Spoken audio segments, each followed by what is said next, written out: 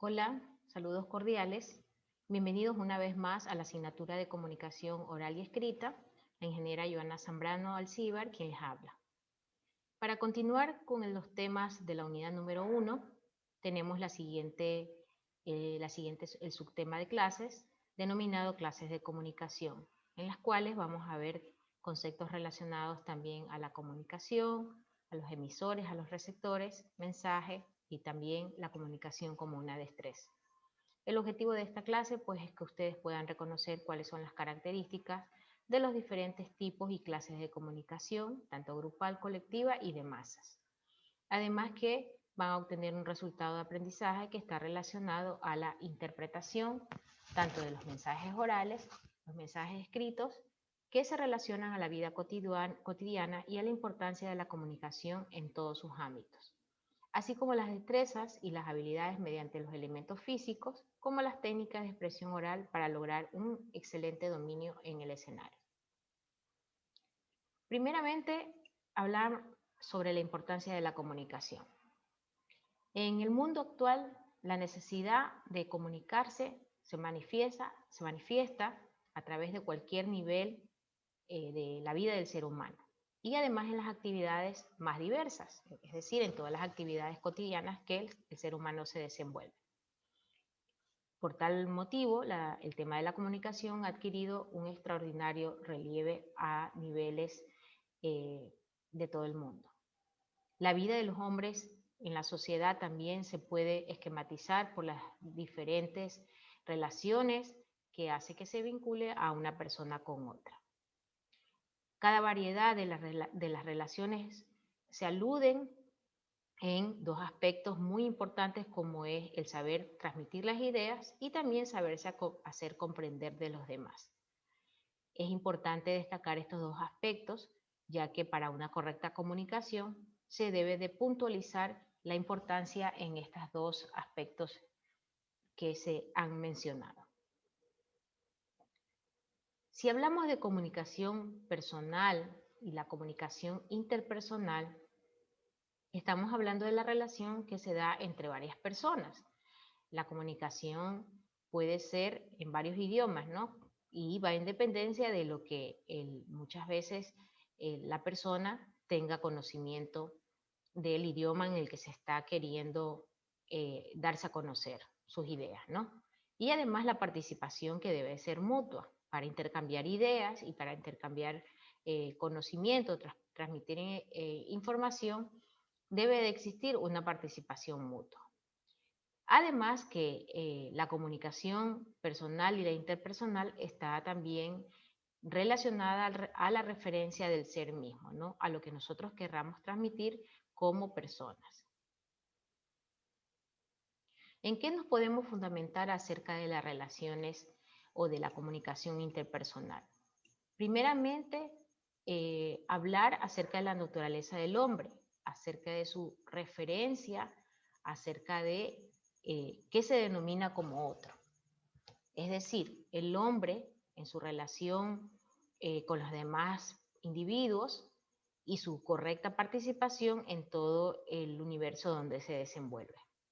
Es decir, también una razón clave que va a residir siempre en la espiritualidad del hombre, ¿no? Lo que hace posible la donación sin pérdida o daño por parte del donante. Es decir, todo aquello que se quiera entregar sin esperar nada a cambio, acerca de la entrega, de la participación y otras cualidades que forman parte del acto comunicativo. Existen varias potencialidades que el ser humano posee y que va descubriendo a medida de que se va desarrollando, y también aquí va implícito qué necesidad tiene con respecto a las relaciones personales y a las relaciones interpersonales, ¿no? Acerca de la forma como se adapta y acerca de la capacidad receptiva que se puede tener acerca de la realización de personas. Esto, sin embargo, está relacionado, lo podemos relacionar con la empatía y cómo nosotros podemos comprender las diferentes opiniones de los demás, ¿ya? Es decir, esto lo que viene a a facilitar es el desenvolvimiento del ser humano en el entorno y también en el contexto donde se desenvuelva. Además de que el ser humano es de poder pensante, también capaz de autorreflexionar, esto va relacionado a la comunicación intrapersonal, acerca de lo que nosotros querramos comunicarnos con nosotros mismos, ¿no? Eso también depende de la trascendencia que tenga cada ser humano y cómo se comunica con las demás personas en el mundo. El ser humano por naturaleza es de espíritu libre y con respecto a los valores, el respeto es consciente aquello que va relacionado con la exigencia humana y que nosotros denominamos o conocemos como la libertad. Es decir, la libertad de ambos extremos, es decir, el emisor y el receptor, que es indispensable en toda comunicación. El hombre es un ser con y en medio de los otros. Debe de aprender a respetarlos, admirarlos y mutuamente crecer. La comunicación grupal o intermedia. ¿Qué denominamos como comunicación grupal?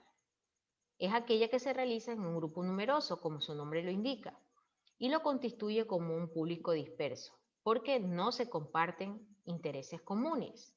Se utiliza generalmente como un recurso tecnológico. Es aquella comunicación que se da a través de los medios de comunicación, como la radio, la televisión, la prensa.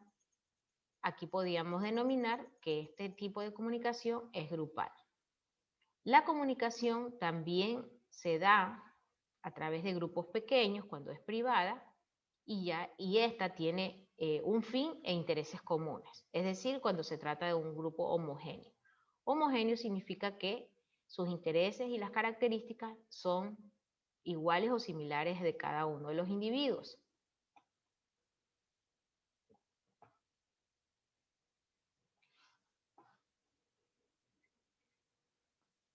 En ambos tipos de comunicación o clases de comunicación se dan en la vida cotidiana de cada uno de nosotros.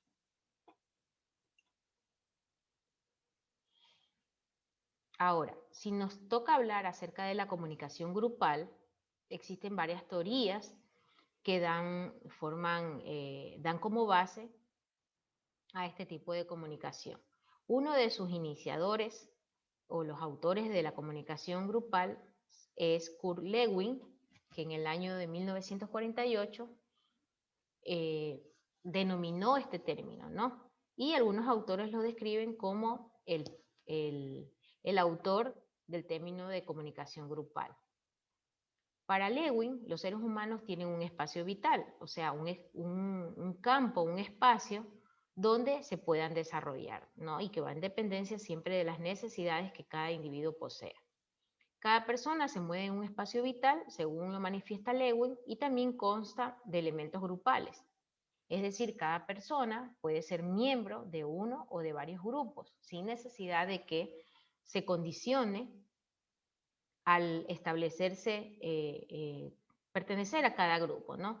Con lo que cada peso de cada uno de estos grupos va en pertenencia de su espacio vital y será menor en tanto el individuo va a pertenecer a un mayor número de grupos.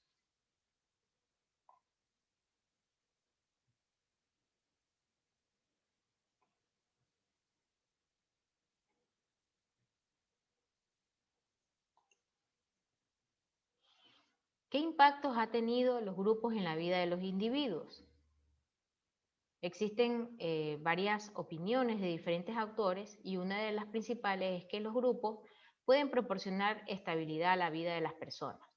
Además que también se lo considera como un vehículo para poder lograr los objetivos vitales del individuo y principalmente como parte del espacio vital de cada individuo. La persona lo que busca siempre es lograr que se cumplan objetivos, no objetivos individuales, sino los objetivos del grupo, llegar a ellos y hacer parte de sus logros. En el caso de la comunicación colectiva, que no significa lo mismo que la comunicación grupal, esta se produce entre una persona y un grupo de personas o entre dos grupos de personas. Por eso se la llama colectiva. Mantiene características de la comunicación interpersonal y además tiene implicaciones psicológicas y sociológicas. Es decir, encaminadas a desarrollar situaciones sociales en las cuales el individuo se ve enmarcado en la vida diaria. En este proceso, los grupos sociales, que en algunos casos son especializados, van a emplear varias técnicas para poder diseminar la información o los contenidos que se relacionan a cada uno de los grupos, que pueden ser públicos más grandes, públicos heterogéneos y ampliamente dispersos, ¿no? Heterogéneo significa que no comparten los mismos intereses, a diferencia del otro tipo de comunicación que vimos acerca del que eran grupos homogéneos, ¿no? El fin de ello es diseminar toda la información que más se pueda a través de varios grupos heterogéneos. En el caso de las técnicas de la comunicación grupal, les he puesto aquí un enlace, el cual ustedes pueden hacer clic para poder acceder al mismo y van a encontrar algunas técnicas de comunicación grupal que sería interesante que ustedes lo analicen. Y además también les he dejado como algo importante para que ustedes puedan revisar es acerca de la Ley de Comunicación en el Ecuador, la misma que tuvo su última reforma en el año 2019 en el periodo actual de la presidencia de Lenín Moreno, ¿no? Sin embargo, esta ley ya había salido anteriormente y ha sido modificada como les. Podemos hablar sobre esto el día que tengamos clase. Acerca de la comunicación de masas, la comunicación de masas muchas veces se la puede confundir con los medios de comunicación, ¿no? Pero la comunicación de masas, como su nombre lo indica, es aquella que la finalidad o el objetivo es transmitir mensajes a un gran público. Aquí podemos enmarcar las redes sociales, porque también son los encargados de llevar a cabo la tarea de informar a un público muy amplio y, como bien sabemos, solemos compartir muchos mensajes que nos llegan a nuestras redes sociales y de esta manera se transmiten los mensajes a un público muy disperso. También los medios de comunicación se encargan, ¿no?, de llevar a cabo dicha tarea. Sin embargo, como les mencionaba, las redes sociales también las podemos enmarcar dentro de este tipo de comunicación de masas. Existen ciertas teorías que están relacionadas acerca de la comunicación de masas. Yo les he traído las más importantes para que ustedes las analicen. Una de las primeras teorías es la de Marshall McLuhan, que es el autor más conocido, por así decir, acerca de la comunicación de masas, y este autor acuñó el término alrededor del año 1970 para denominar aldea global. Primeramente se le denominaba como aldea global para poder describir aquella interconexión humana a escala planetaria, ¿no? Es decir, a nivel mundial, a través de los medios electrónicos de comunicación, cuando recién se empezó a instaurar lo que era el correo electrónico y otros medios que más adelante fueron desarrollándose en el avance de la tecnología. McLuhan establece su hipótesis, que es muy conocida, partiendo de la base de que el ser humano se va a adaptar al entorno de un equilibrio de las percepciones de sus sentidos. Además, también Harold Laswell desarrolló la teoría de la aguja hipodérmica. Esta teoría se relaciona con los mensajes que son proyectados en una audiencia y que producen un efecto directo. Por eso se llama aguja hipodérmica, porque es rápido, sin intermediación y uniforme en todos los integrantes de la opinión pública, ¿no? Esto propiamente se da más en el caso de las redes sociales, donde los mensajes son transmitidos para provocar un efecto directo e inmediato. Otro autor es Innis, que en el año 1950 denominó a la comunicación de masas como una prolongación de la mente humana.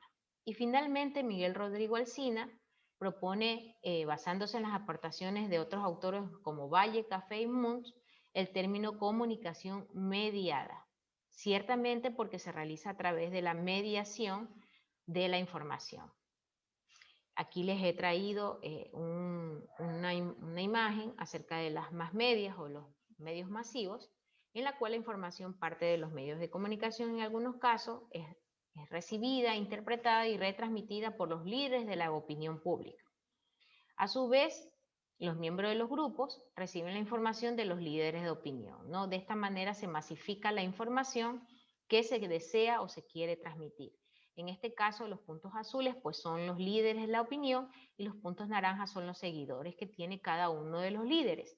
Este tipo de representación la podemos ver bastante plasmada en una red social denominada Twitter, de la que podemos hablar en clases acerca de cómo funciona. Clasificación psicosocial de la comunicación según J. Miller.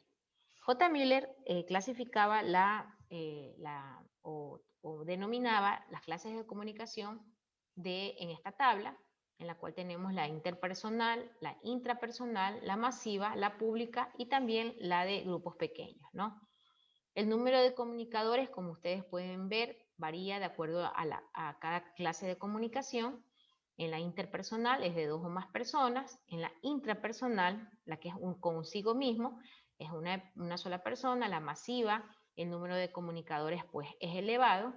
En la pública no se está establecido porque también funciona a través de varios puntos o de nodos, y la de grupos pequeños es un número reducido de personas, ¿no?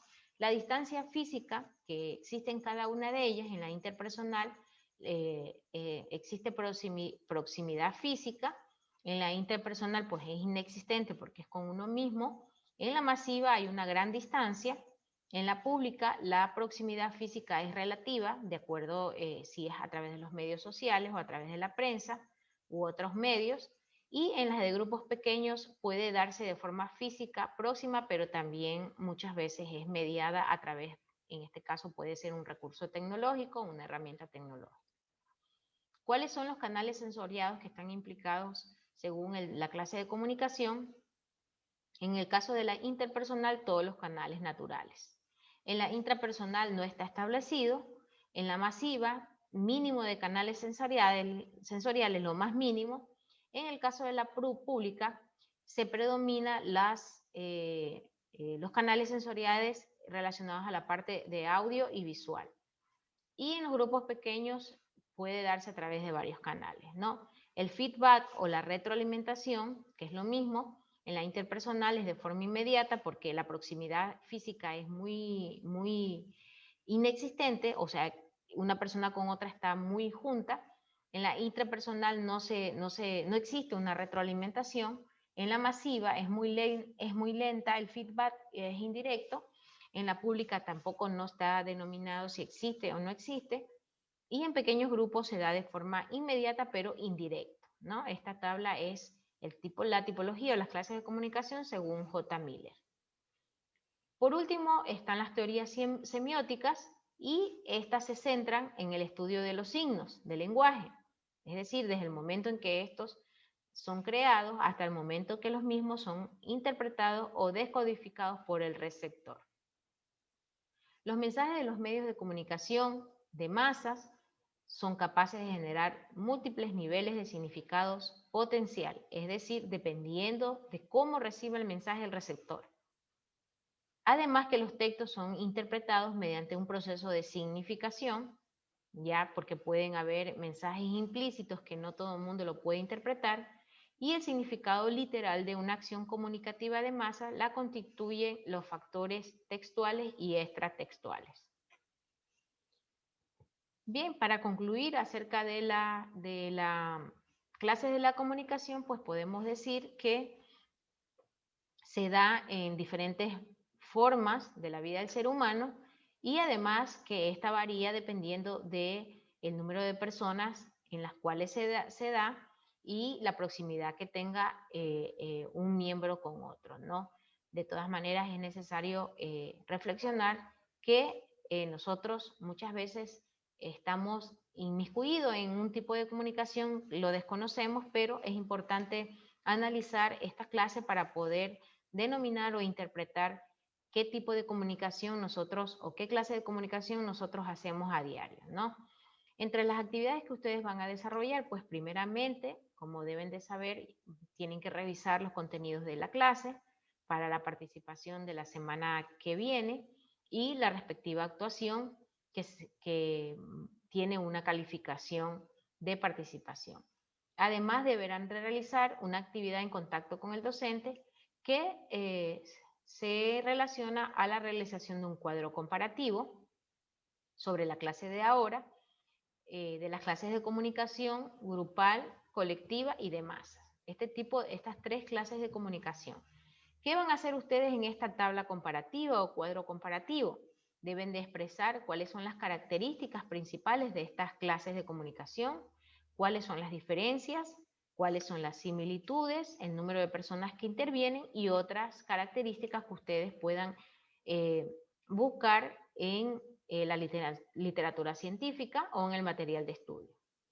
Al igual que el aprendizaje autónomo, en donde deberán elaborar un video explicativo, que lo que va a permitir es evidenciar el resultado del aprendizaje que han logrado alcanzar en esta primera unidad. Para ello, ustedes deberán de revisar la rúbrica de evaluación que está disponible en el aula virtual, donde está la tarea, luego de las instrucciones. Ustedes van a encontrar la rúbrica. Es importante aquí mencionar, pues, que ustedes pueden realizarlo en cualquier plataforma, como en el caso de Zoom, pueden hacerlo también a través de un celular o cualquier dispositivo electrónico, pero es importante prepararse antes de realizar el video para poder establecer cuáles son los contenidos de la clase de la unidad número 1. Este video debe de tener un mínimo de 3 minutos y un máximo de 5 minutos. Además que podrán utilizar un soporte como por ejemplo diapositivas para que ustedes puedan también en el video ejemplificar o a través de ejemplos prácticos la primera unidad acerca de lo que es la comunicación, los elementos que la conforman y las clases de comunicación. Además les dejo aquí las referencias bibliográficas, están los enlaces para que ustedes puedan tomar como fuente de consulta. Y no se olviden de revisar este tipo de consultas a través de los buscadores especializados o a través del Google Académico. Y con esto termino la clase de hoy y me despido.